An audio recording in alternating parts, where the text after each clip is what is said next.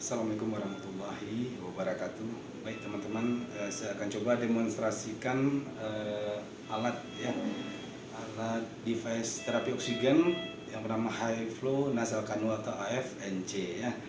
Alat ini salah satu jenis device terapi oksigen dari golongan high flow, high konsentrasi. Jadi tinggi aliran, tinggi konsentrasi. Kenapa demikian? Karena tinggi aliran alat ini bisa memberikan flow sampai 80. Kemudian high konsentrasi bisa memberikan oksigen dengan fraksi sampai dengan 100%. Nah, ini tergolong non invasif karena menggunakan nasal kanul juga ya. Ini sebelum kita mengoperasikannya, terlebih dulu kita tentu dengan persiapan ada yang namanya breathing circuit set ya. Di antaranya ini selang breathing yang dimana yang di pangkalnya ini ada nanti chipnya, ada konektornya ke sini nanti. Kemudian dalam setnya juga sudah tersedia, ini yang akan kita sambungkan adalah nasal kanulnya ya. Ini ada ukurannya L, ada M, ada S ya.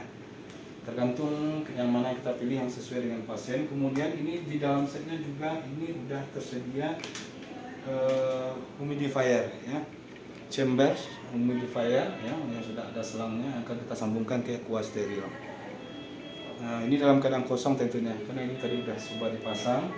Kemudian untuk sambungan konektif ke breathingnya nanti di chambers akan ada, ini langsung kita pasang aja. Nah, ini sambungan Y kita masukkan ke chambers. Nah, pertama ya kita akan buka tempat ini. Alat ini humidifier berada di dalam, ini cukup aman untuk masuknya kuman ya atau bakteri. Kemudian juga udah disertai dengan valve di sini. Jadi jangan khawatir. Nah, ini bagian yang ada valve-nya kita masukkan ke arah dalam. Nah, ke dalam ya.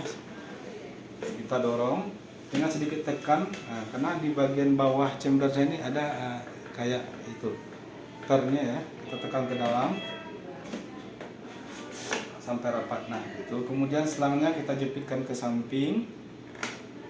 Kemudian kita tutup. Nah, seperti ini.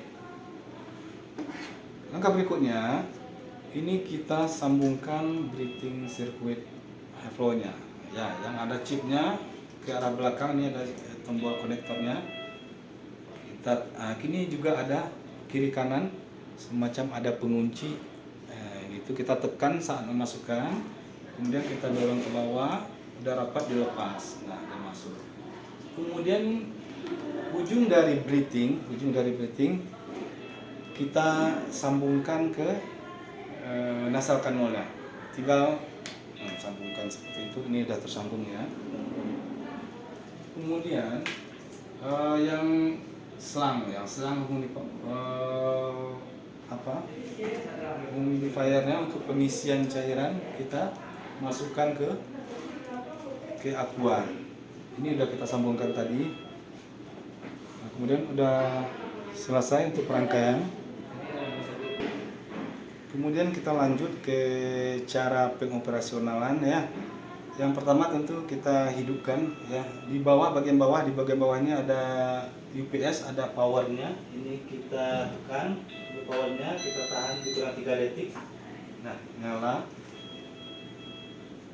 Oh ya, maaf sebelumnya kita udah sambungkan dulu. Setelah kita rangkai sirkuit, sambungkan, colokkan kabel power, kemudian konektor O2 ya. Bisa kalau yang ini ke O2 sentral yang ada di belakang pendan. Kalau tidak punya O2 sentral, bisa disambungkan juga ke oksigen tabung, tentu regulatornya yang diganti. Biasanya udah dikasih 2 selang yang dengan regulator yang berbeda. Satu yang untuk tabung, satu yang untuk sentral. Yang kita sambungkan ke oksigen sentral. Nah, ini dia tidak ada tombol power khusus di alat. Setelah power hidup, dia akan otomatis hidup. Nah, kemudian Di sini ada, kita langsung masuk ke menu home yang ada di atas. Kita lihat home ya. Yang bagian atas sudut ini ada seperti rumah. Sebelumnya warna hijau. Kemudian kita tekan itu. Oke, ini tombol knopnya ya. Ini ada tombol knop. Ini tombol back ya, ini alarm. 3 itu aja. Setelah berada di menu home yang sudut kanan, kita tekan. Warna akan berubah menjadi kuning ya, kuning. Kita lihat nih, yang ini kuning. Kemudian artinya kita udah masuk ke menu sub menu ya. Di sini hanya 3 variabel ya yang akan kita setting. Yang pertama FiO2, yang kedua temperatur, yang ketiga flow ya, karena yang masih high flow ini hanya 3 itu, beda dengan ventilator yang banyak yang settingannya. Nah, kemudian kita putar knob ya di posisi FiO2, kemudian kita tekan lagi knobnya. Nah, baru kita setting, kita maunya berapa. Nah, ini bisa ya sampai 100%. Kita contoh, kita kasih FiO2 60%, misalnya instruksi DPJP-nya seperti itu. 60%. Oke. Kemudian kita beralih ke temperatur.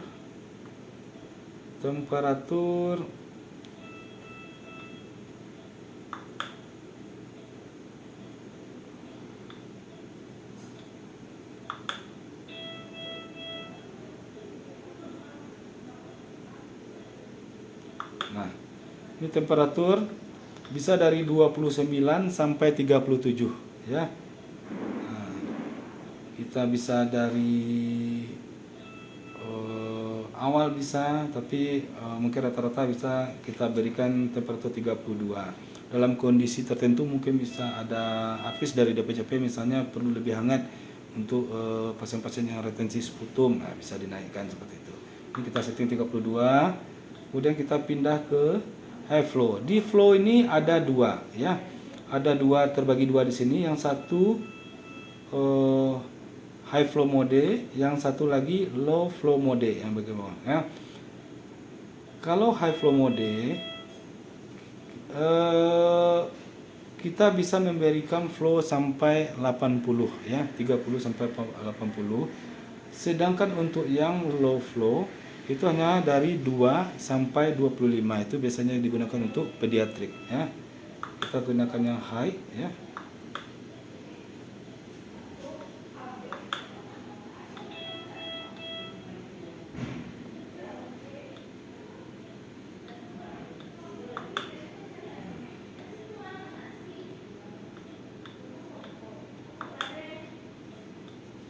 Nah, ini bisa kita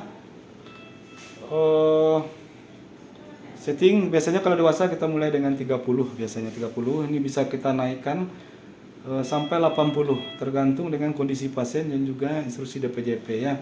Kalau misalnya target yang kita inginkan belum tercapai, misalnya saturasi belum tercapai, kemudian fraksi O2-nya bukan fraksi 2, PaO2-nya masih rendah, ini bisa kita menaikkan flow ataupun menaikkan FiO2. Ini misalnya kita setting 35 ya. Ini bisa kita naikkan biasanya 55 ya. Ini naiknya 55, 30, 35, 40, 45, 50 sampai 80. Misalnya kita berikan 40 ya, seperti itu. Nah, setelah ini setelah kita setting, kita langsung start. Startnya juga menggunakan tombol knob dengan menekan ini lebih kurang 3 detik.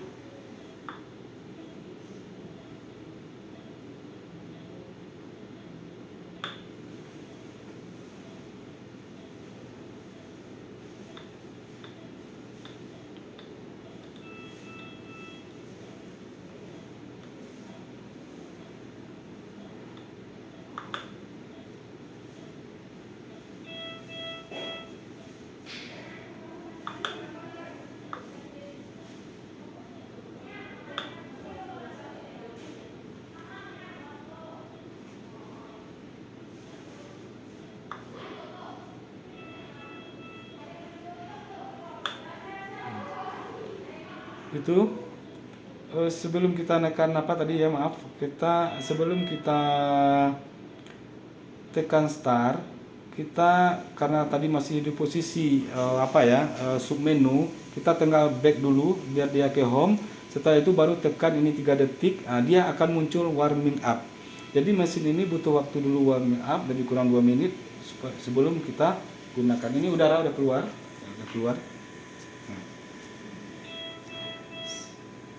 Kemudian tadi kan ada 4 tombol menu di sampingnya ya.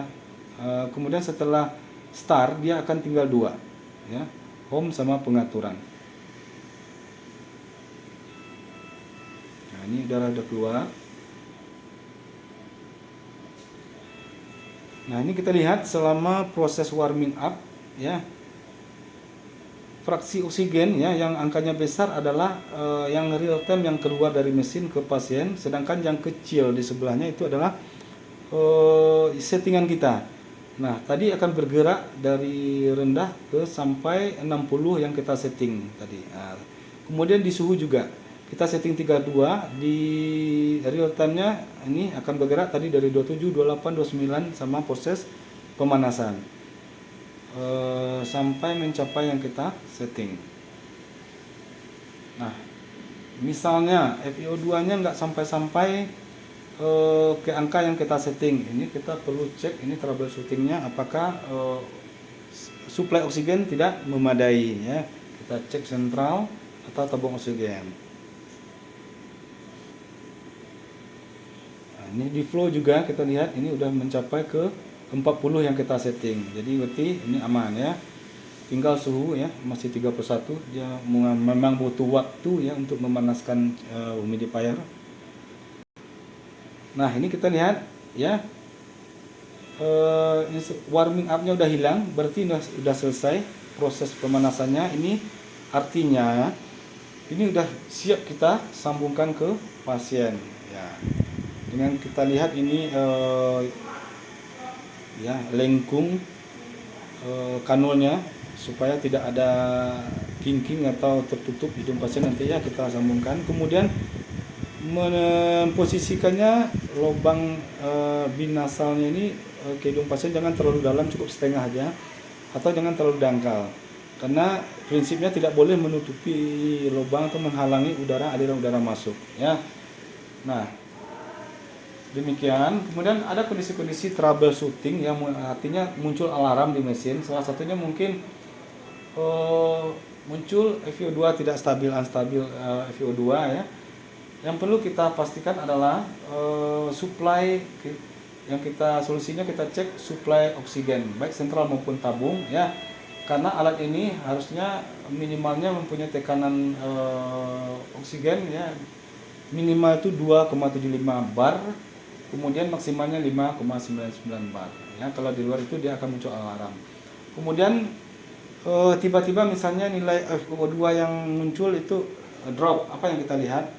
Juga kita lihat supply oksigen, apakah supply oksigen di sentral dan mulai menurun ketersediaannya atau tidak mencukupi.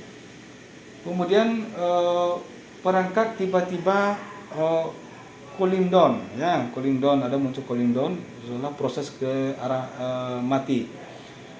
Nah, kita lihat ya, itu kita lihat di bagian settingnya ini di bawah nanti setelah kita bisa otak-atik ya. Itu auto off-nya kita hidupkan ya. Kalau on dia auto off-nya dia akan suatu saat mesin akan cooling down sendiri. Kemudian proses warming up terlalu lama.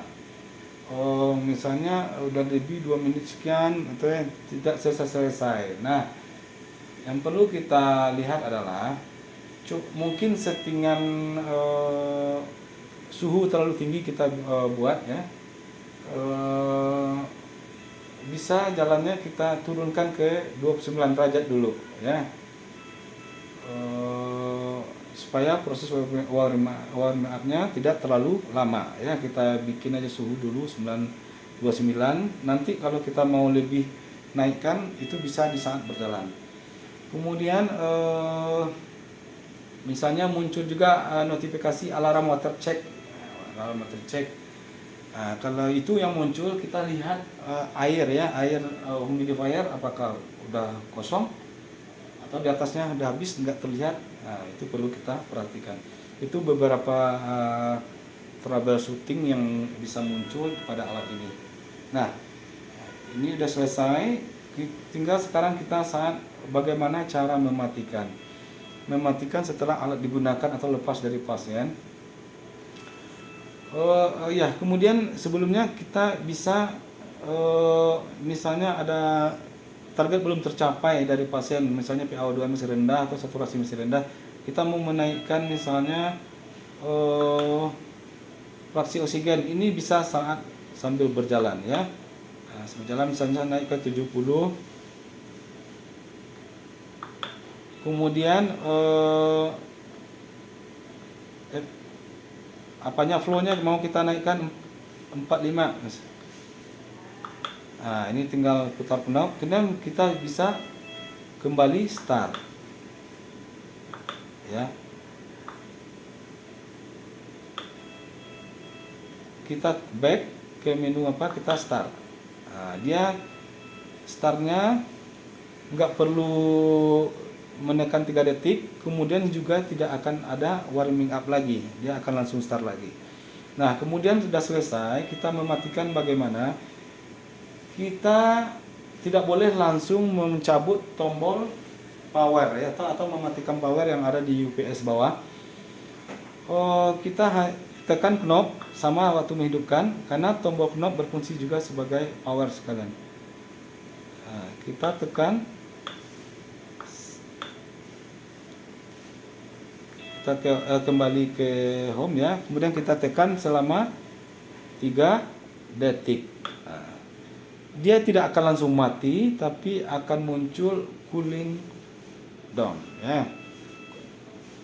Cooling down, dia akan proses pendinginan, memakan waktu lebih kurang 1 jam. Nah, kemudian